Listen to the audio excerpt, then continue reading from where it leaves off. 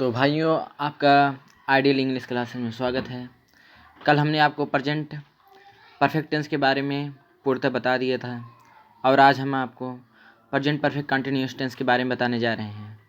तो इस टेंस का पहचान है, इस टेंस के वाक्यों के अंत में रहा है, रही है, रहे हैं, खड़ा है, बैठा है, पड़ा है, लेटा है आदि शब्द आते हैं तथा कार्य का जारी रहना पाया जाता है। जैसे हमने आपको कन्फ्यूजन भी हो रही होगी कि प्रेजेंट कंटिन्यूअस टेंस में रहा है, रही है, खड़ा है, पड़ा, बैठा है, लेटा ये सब है, तो फिर इसको कैसे पहचानेंगे। इसका ये तो रहेगा ही, प्लस इसके साथ साथ कार्य का जारी रहना पाया जाता है, उसमें भी था, तथा इसमें समय भी दिया रहता है। जैसे वह 2 बजे से खा रहा है, वह सोमवार से काम पर नहीं जा रहा है, इसमें समय भी दिया रहेगा, तो इससे आप पहचान सकते हैं कि यह प्रेजेंट परफेक्ट कंटिन्यूअस टेंस है। तो इस टेंस का सहायक क्रिया है has been oblique have been. इसका नियम क्या है, ही सी इट नेम तथा एक वचनकर्ता के साथ किसका प्रयोग होगा, हैज़ बीन का प्रयोग होगा, तथा आई वी दे यू तथा बहुवचनकर्ता के साथ हैव बीन का प्रयोग करके इसमें भी वर्ब का आईएनजी फॉर्म में लिखते हैं। प्रेजेंट कंटिन्यूअस टेंस में भी वर्ब का आईएनजी फॉर्म में लिखते थे, इसमें भी, लेकिन इसका सहायक क्रिया रहेगा हैज़ बीन और हैव बीन। और इसका सेकेंड नियम है, से की अंग्रेजी के लिए निश्चित समय हो तो सिंस तथा अनिश्चित समय हो तो फॉर का प्रयोग करते हैं। तो से की अंग्रेजी के लिए निश्चित समय हो तो सिंस और अनिश्चित समय हो तो फॉर का प्रयोग करते हैं, लेकिन कब से की अंग्रेजी के लिए सिंस और कब से की अंग्रेजी के लिए फॉर का प्रयोग करेंगे, इसका हम नियम आपको लिखाने जा रहे हैं। जैसे निश्चित समय हो तो सिंस का प्रयोग करेंगे, निश्चित समय हो तो सिंस का। तो निश्चित समय क्या क्या होता है, सुबह, दोपहर, शाम, आधी रात, दिनों के नाम, महीनों के नाम, वर्षों के नाम, बजे में दिया हुआ समय, कल से आदि निश्चित समय। जैसे उसने कहा मैं सोमवार से घर जा रहा हूँ, मेरी आधी रात को तबीयत खराब हो गई, तो इसमें आधी रात है, तो इसमें जब हम ट्रांसलेशन करेंगे तो से की अंग्रेजी के लिए फॉर का नहीं सिंस का प्रयोग करेंगे। और अनिश्चित समय क्या है, यदि दिनों महीनों, वर्षों, घंटों, मिनटों, सैकड़ों आदि का नाम, आदि की संख्या दिया हो, जैसे संख्या वह 2 बजे से जा रहा है, ये सब आए तो अनिश्चित समय होगा। तो भाइयों, इसका नोट भी हम लिखा दे रहे हैं। कार्य कब से शुरू हुआ यह बताने के लिए सिंस, और कार्य कब तक चला यह बताने के लिए फॉर। मतलब कार्य कब से शुरू हुआ, जैसे उसका शुरुआत बताना है, मैं सोमवार से स्कूल नहीं जा रहा हूँ, कब से नहीं जा रहा हूँ, सोमवार, शुरुआती दिन से बता रहा हूँ, तो यहाँ सिंस हो गए। लेकिन फॉर मतलब कि कार्य कब तक चला, जैसे मैं 3 बजे तक घर में था, मतलब कितने बजे तक, 3 बजे तक, उसमें मतलब पूरा बता दे रहा हूँ, मतलब 3 बजे तक घर में था, तो यहाँ फॉर का प्रयोग है। तो अब हम यहाँ अफर्मेटिव सेंटेंस को देख लेते हैं। इसका सूत्र है subject plus has been oblique have been, verb का ING form plus object plus other word plus since oblique for plus time. इसमें टाइम भी दिया रहता है, इसमें क्या दिया रहता है, टाइम दिया रहता है, जिससे हम जान सकते हैं कि यही सूत्र है। अब मैं आपको यहाँ उदाहरण बता दे रहा हूँ, मैं आधे घंटा से व्याकरण पढ़ा रहा हूँ, तो यहाँ मैं क्या है, सब्जेक्ट है, तो मैं की इंग्लिश क्या होगा, आई हो गया। और पढ़ा रहा हूँ मैं कौन सा वचन है, बहुवचन, तो बहुवचन के लिए किसका प्रयोग करेंगे, हैव बीन का प्रयोग है, आई हैव बीन। फिर पढ़ाना का होगा टीचिंग, यहाँ हमने सूत्र में लिखवाया था कि पढ़ाना का क्या होगा, टीचिंग। सूत्र मतलब लिखवाया था कि वर्ब का आईएनजी फॉर्म होगा, तो वर्ब क्या है, टीच, और आईएनजी फॉर्म टीचिंग हो जाएगा। तो I have been teaching grammar for, मैं आधे घंटे से, तो इसमें टाइम दिया रहा है, जैसे हमने आपको लिखाया था अनिश्चित समय, उसके आगे टाइम दिया रहता है, तो आधा घंटा ये टाइम दिया, तो फॉर आधा घंटा क्या होगा, हाफ एन आवर। यहाँ पर दूसरा उदाहरण है, सुरेश सुबह से मानचित्र बना रहा है, इसमें सुरेश क्या है, सब्जेक्ट है, तो सब्जेक्ट लिख देंगे सुरेश, कौन सा वचन है, एक वचन है, तो एक वचन के लिए सहायक क्रिया हैज बीन हो जाएंगे। बनाना का होता है मेक, आईएनजी फॉर्म मेकिंग हो जाएगा। मानचित्र का मैप होता है तो आर्टिकल लगा देंगे। ए मैप सुबह से, इसमें बता रहे हैं कार्य कब से शुरू हुआ, ये भी है। और हमने आपको लिखाया भी था सुबह, शाम, दोपहर, आधी रात, ये सब के लिए सिंस का प्रयोग होता है, तो सिंस मॉर्निंग। तो अब यहाँ पर दूसरा उदाहरण देख लेते हैं, तीसरा। तुम 4 दिन से सब्जी खरीदने बाजार जा रहे हो। तो यहाँ सब्जेक्ट क्या है? यू। तो यू का यू लिख देंगे। कौन सा वचन है? बहुवचन है, तो हो जाएगा have been. You have been, जाना होगा गो, आईएनजी फॉर्म गोइंग हो जाएगा। You have been going to market to buy vegetable for, यहाँ देखो संख्या दिया है, दिनों की संख्या दिया है, तो फार हो जाएगा फॉर डेज। तो यहाँ पर भाई हम अब निगेटिव सेंटेंस देख लेते हैं। तो इसका रूल क्या है?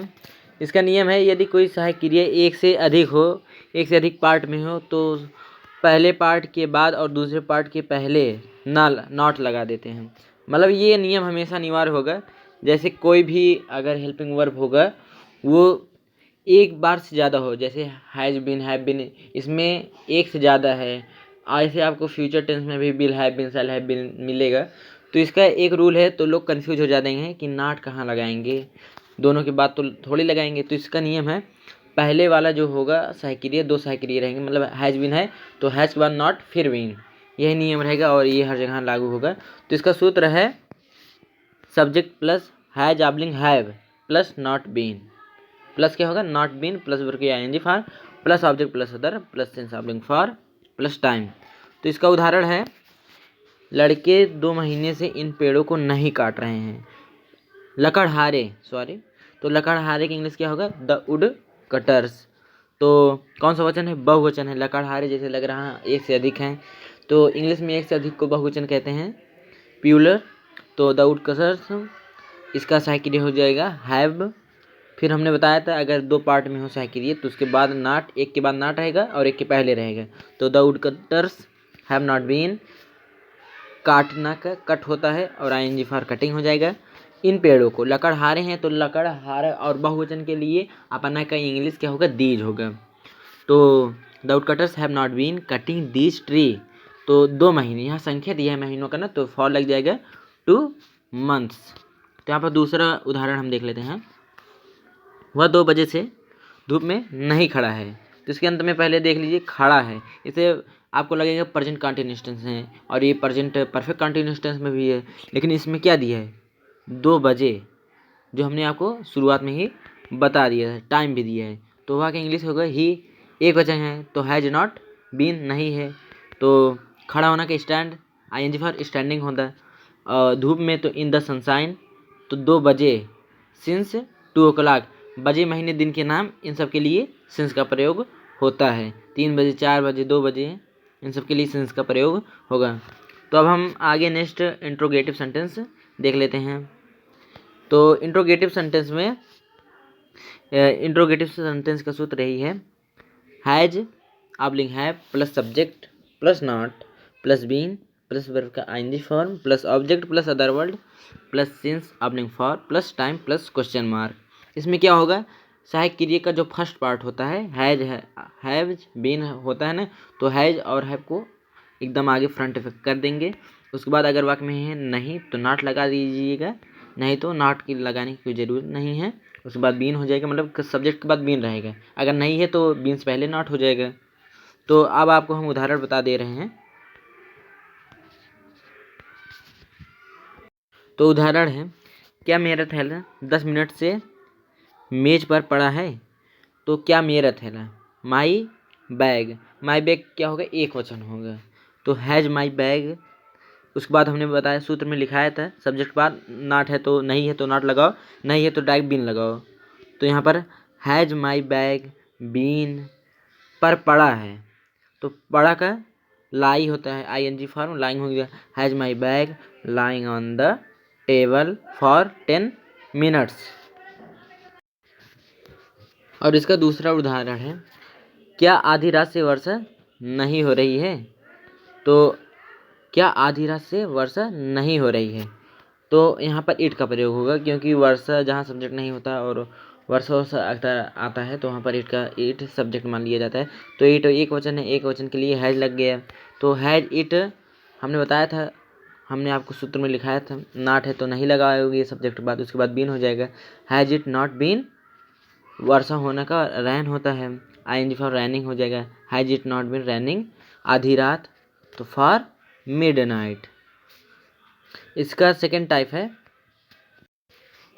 यहाँ भाइयों फॉर के स्थान पर सिंस हो गए, यहाँ फॉर के स्थान पर क्या होगा, सिंस हो गए, तो इसको सुधार लीजिएगा क्योंकि हमने आपको लिखवाया था। तो यहाँ पर सेकेंड टाइप है, तो सेकेंड टाइप का सूत्र हमने यहाँ पर लिख दिया है, क्वेश्चन वर्ड प्लस हैज आप लिखे है plus subject plus not plus been plus verb की ING form plus object plus other word plus since आप link for plus time plus question word. तो इसका उदाहरण देख लेते हैं। तुम 4 दिन से क्या कर रहे हो, तो क्या का होता है इंग्लिश, यहाँ क्वेश्चन वर्ड सबसे पहले लिख देना है, इंग्लिश क्या होगा, वाट होगा। तो वाट, उसके बाद क्या है, हैज आप लिंक हैव, तो तुम बहुवचन है तो वाट हैव यू सब्जेक्ट हो गया। फिर वाक में नहीं तो नहीं है, नहीं तो नॉट नहीं लगाएंगे, बीन हो गया। करना होता है डू, आईएनजी फॉर डूइंग हो गया। तो what have you been doing 4 दिन से, फॉर 4 डेज क्योंकि संख्या दी है तो यहाँ पर फॉर लग जाएगा। यहाँ पर आपको दूसरा उदाहरण देख लेते हैं। उसे दोपहर से कौन नहीं बुला रहा है, उसे दोपहर से कौन नहीं बुला रहा है, तो इसमें कौन क्या क्वेश्चन वर्ड है, तो क्वेश्चन वर्ड का क्या हो जाएगा, हु हो गया। फिर एक वचन है क्योंकि कौन एक बार आया है तो इसे पता चल जाएगा हु एक वचन है, तो हु हैज इसमें नहीं है तो नॉट बीन। कॉलिंग बुलाना था, कॉलिंग हिम सिंस नून, क्योंकि कौन जब आता है वाक्य में, किसी भी वाक्य में कौन जब आता है तो वह सब्जेक्ट की पहचान करने के लिए आता है।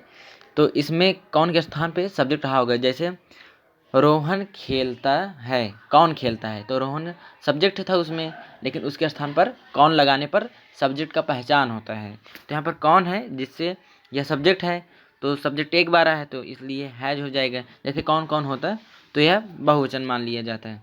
तो और इसमें उसे ऑब्जेक्ट है हिम, तो इसे ये मत समझने की गलती मत कीजिएगा कि ये सब्जेक्ट होगा। तो आज आपका प्रेजेंट परफेक्ट कंटिन्यूअस टेंस भी समाप्त है।